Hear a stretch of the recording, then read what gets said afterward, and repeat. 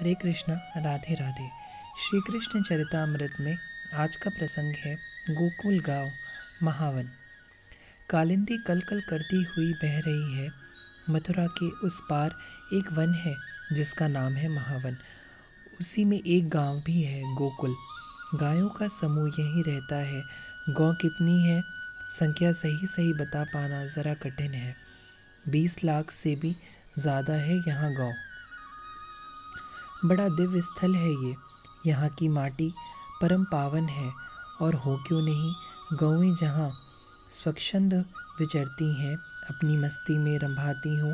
गोप कुमार जिनका हृदय पवित्रतम है, ऐसी भूमि की महिमा कौन गा सकता है। नाना जाति के वृक्ष हैं यहाँ, आम, मोरछली, कदम्ब, पीपल, पाकर, यह घने हैं। बाकी सुंदर सुंदर लताएं हैं जो कल्प वृक्ष को भी लज्जित कर दें, ऐसी शोभा है इनकी। गोकुल में फूल खिलते हैं तो इनकी सुगंध की व्यार चलती है जो पूरे महावन को सुगंधित कर देती है। अहीर कुमार बड़े भले हैं यहाँ के। गौचारण, कृषि, यही मुख्य कार्य है इनका। गुलाब, जूही, केतकी, बेला, मोगरा और कमल के फूलों की भरमार है चारों ओर।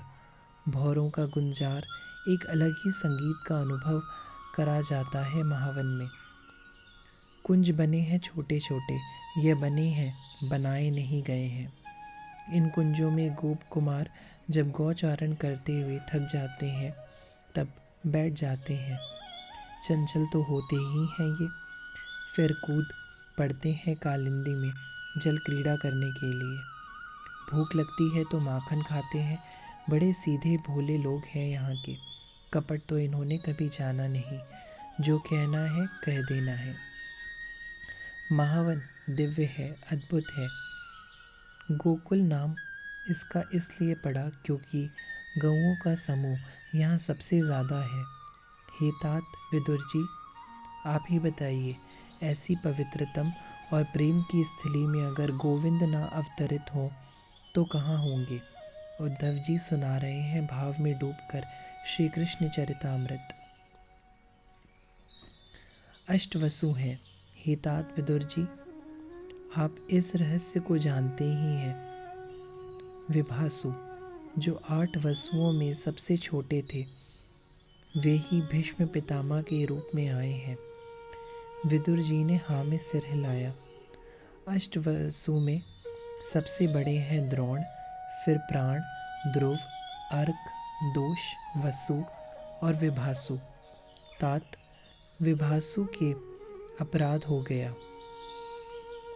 उन्होंने अपनी पत्नी की बात मानकर ऋषि वरिष्ठ की गाय नंदिनी का अपहरण कर लिया।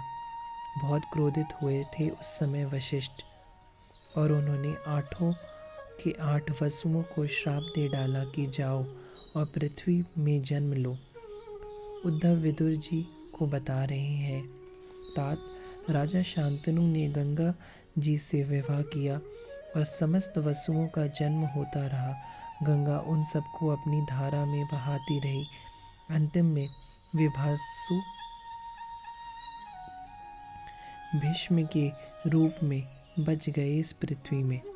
उद्धव जी कह रहे हैं, पर वसुओं में सबसे बड़े वसु द्रोण थे।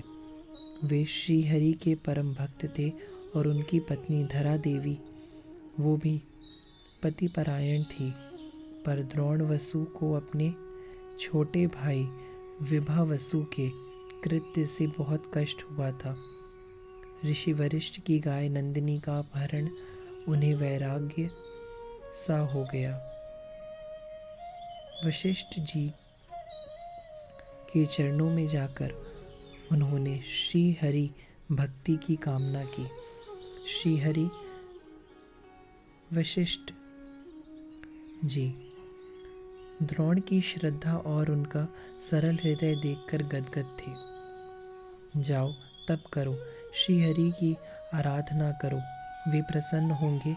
और द्रोण, तुम तो सहज हो, सरल हो, श्री हरि सरल और सहज को ही मिलते हैं, जाओ। पृथ्वी में आए द्रोण अपनी पत्नी धरा के साथ और मनुष्य देह से उन्होंने तप किया।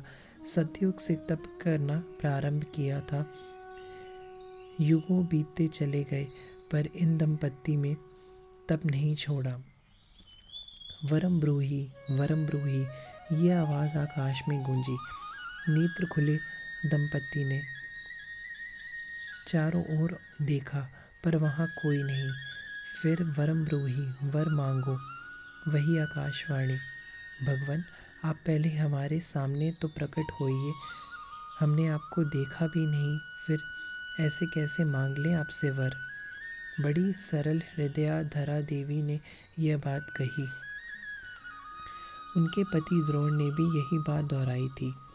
पर आप लोग किस भाव से भवित हैं? मेरा अपना कोई रूप नहीं है। भक्त जैसी भावना करता है मैं वैसा ही बन जाता हूँ। भगवान की यह दिव्य वाणी फिर गूंजी थी आकाश में। कितनी सुंदर वाणी है बालक की तरह। धरा देवी का वात्सल्य उमड़ पड़ा। परम भागवत द्रोण के हृदय में भी स्नेह की धारा बह चली थी। मैं आपको वात्सल्य भाव से देखती हूँ। स्नेह उमड़ रहा है मेरे भीतर आपके प्रति। अपराध हो तो क्षमा करो प्रभु। द्रोण ने यह बात भी कह दी थी। तभी देखते ही देखते एक नन्हा सा गोपाल, सांवला सलोना, मोर मुकुट धारण किया हुआ प्रकट हो गया।